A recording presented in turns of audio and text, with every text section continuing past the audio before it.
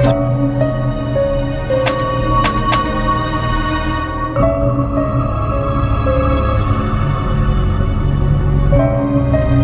देख रहे हैं लीगल हेल्प फॉर मैन।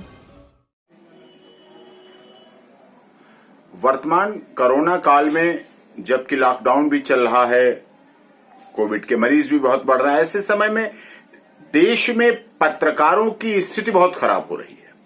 उनके ऊपर बहुत एक तरह से दमन सा चल रहा है शासन, प्रशासन और पुलिस का। इस बात की शिकायतें पूरे देश से मेरे पास आ रही हैं।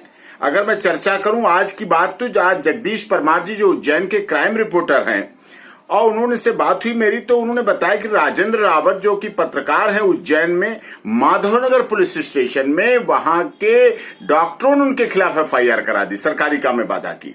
जबकि बात ये साफ तौर पे है कि वो अपनी रिपोर्टिंग कर रहे थे। हाँ, एक मरीज को जमीन पे सड़क पे लिटा रखा है, उसकी रिपोर्टिंग वो नहीं करेंगे, वो नहीं दिखाएंगे तो कौन दिखाएगा। इसी तरह की घटना अलीगढ़ में हुई। प्रदीप शर्मा जी जो कि विवेकानंद कॉलेज में काउंटिंग की रिपोर्टिंग कर रहे थे कि किस तरह से पुलिस ने मास्क नहीं लगा रखे हैं, प्रयोग नहीं कर रखी है, तो वो प्रदीप शर्मा जी पत्रकार हैं, संपादक हैं शेष प्रश्न अखबार के अलीगढ़ में, तो उनके ऊपर भी मुकदमा दर्ज कर दिया गया वहां इसी बात का और गिरफ्तार करके रखा गया लोधा पुलिस स्टेशन में।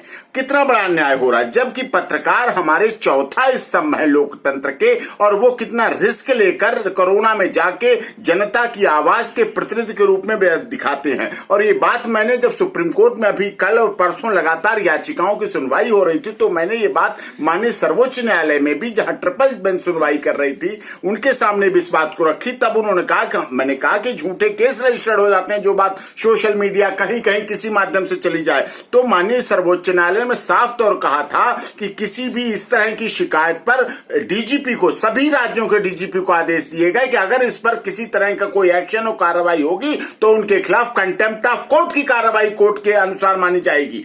इस तरह की बात कहने के बाद भी माननीय सर्वोच्च न्यायालय कह रहा है, हमारा देश का संविधान कह रहा है, कानून कह रहा है कि चौथा स्तंभ है, अगर उनकी बात नहीं आ जाएगी।